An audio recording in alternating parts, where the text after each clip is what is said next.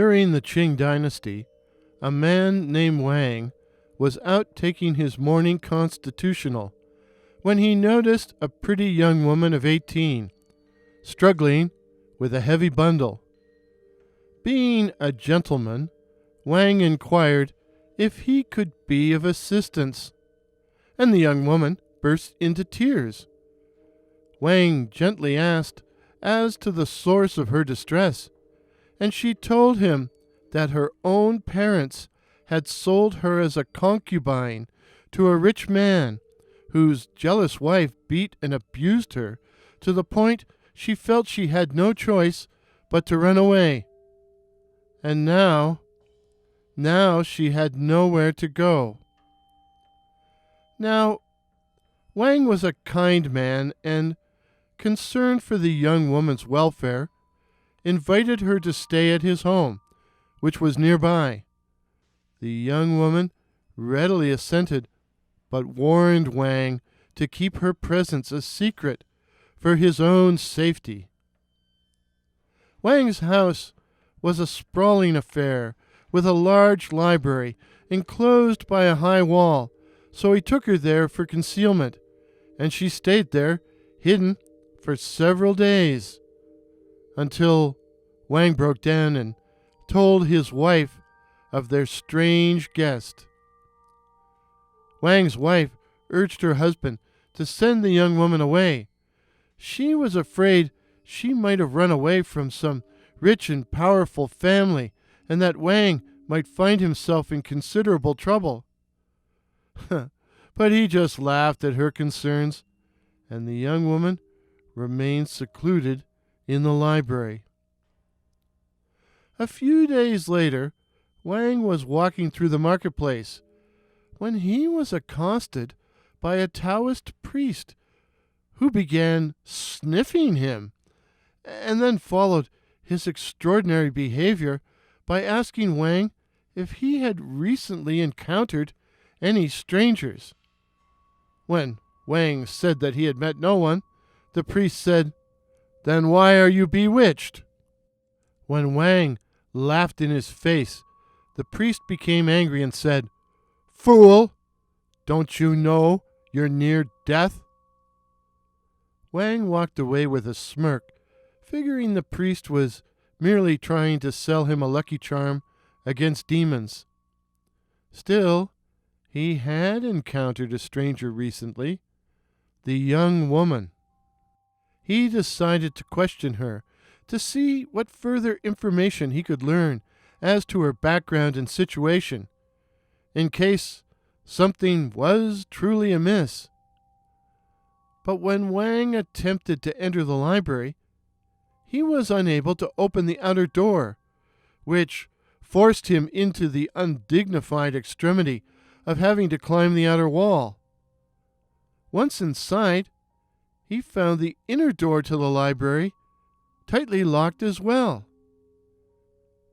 Greatly alarmed, Wang refrained from knocking on the door, but moved to a nearby window where the young woman had her makeshift bedroom. And looking in, he froze. Within, a demon with a greenish face and body and a mouth full of black jagged fangs was hand-painting, was touching up and repairing a human skin. As Wang watched in horror, the demon applied a final stroke, then picked up the skin and shook it out like a suit of clothes, and then put the skin on. It was the young woman! Wang crept away before she noticed him and went in search of the priest. Finding him in a field outside the city, he threw himself on his knees and demanded the priest save him, abjectly apologizing for having failed to believe him. The priest disengaged himself and contemplated the passionate request. Finally, he said, "This creature must be in great distress if it has chosen to hide by taking on human form. I cannot take any action that would bring harm to it, as it too is a living creature." As you might imagine, Wang was scarcely satisfied with such an answer and continued to cry and prostrate himself upon the ground. Eventually, the priest took pity on him and gave Wang a Fly-Whisk. Wang looked at it with incredulous amazement. "And what am I to do with this?" he sputtered. "Place it above your bedroom door. It will protect you." Wang was rather dubious, but he accepted the Fly-Whisk and agreed to meet the priest at the temple the next day.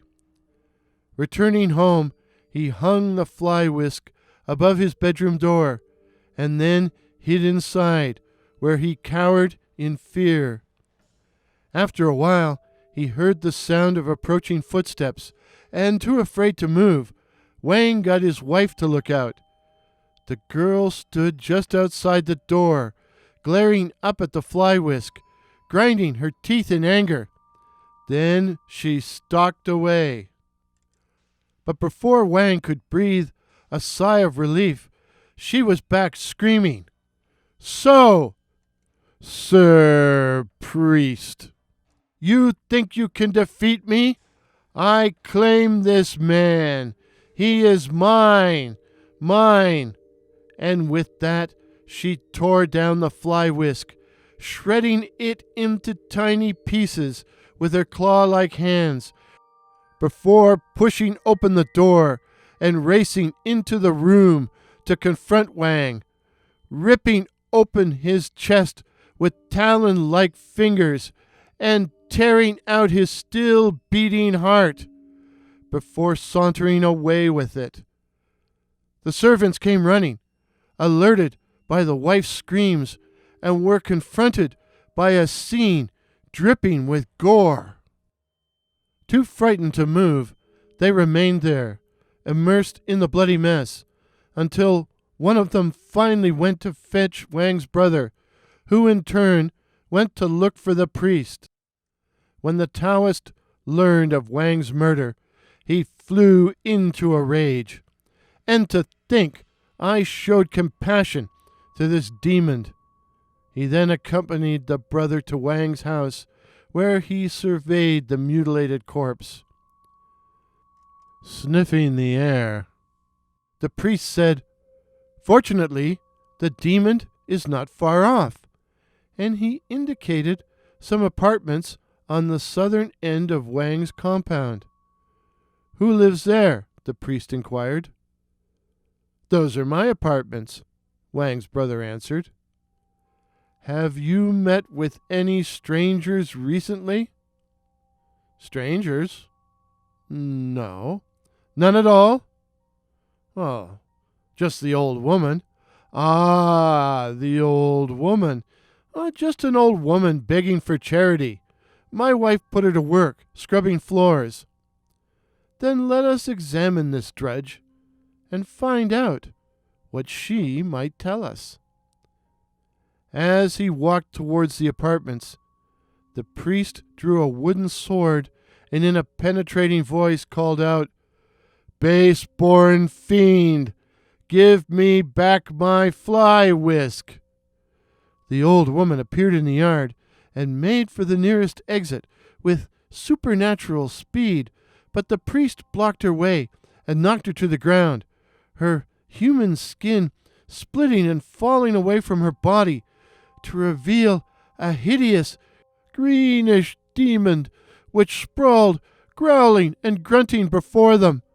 The priest raised the wooden sword above his shorn head and whacked the demon's head clean off.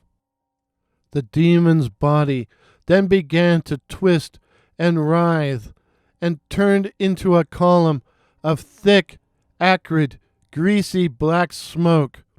The priest took a small gourd from his robes and held it towards the smoke, which was sucked into the vessel, which the priest stoppered with a cork, before returning it to his robes.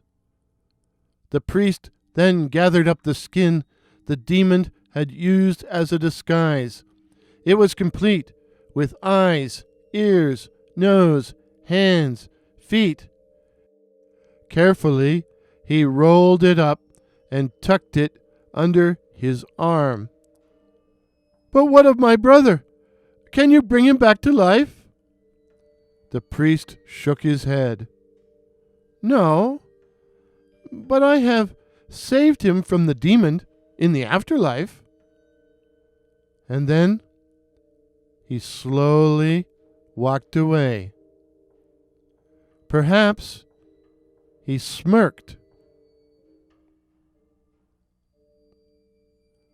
The moral of the story: evil can sometimes appear very attractive. Beware.